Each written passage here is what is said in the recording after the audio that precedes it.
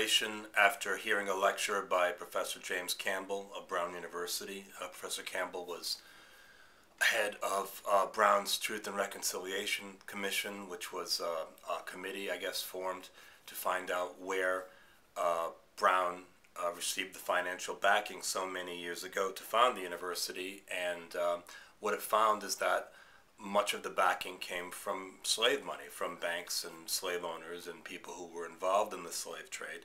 I grew up in Rhode Island, and I was surprised to learn this. I had always thought that slavery was something that happened, for the most part, in other parts of the United States. It's viewed as the peculiar institution, and I just didn't think that, or didn't know that Rhode Island was part of that economy, and I didn't know that slavery basically formed the economic backbone of the United States in the 19th century. It's like in 1860, if you take all the money from merchant houses, from banks, and you combine it all together, it equals the economic output of slavery. It basically forms our economic backbone.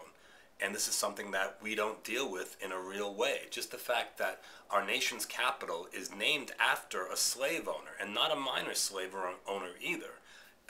We seem to just push that to the side. So reparation deals with that, hopefully in a meaningful way, about the modern banking system and how its roots are based in the slave trade. And just the fact that in Washington, the football team in Washington is called the Redskins, which is a blatantly racist term, and no one seems to care. That's our nation's capital. No one seems to care about this. This is why we have such a warped sense of race in this country, I think, because we've never had that kind of honest, open, and frank conversation about our history. I don't think we really have a sense of what our history truly is. The activist Dick Gregory once said that, and this is paraphrasing, but he said the United States is kind of like a guy who's never taken a shower and puts on a clean suit every day and goes to work, and he knows that something just doesn't smell right. He looks good on the outside, but there's something wrong. Well, that's what we're like. We've never really taken a good, deep examination of our own past. And it's based on a lot of lies, unfortunately.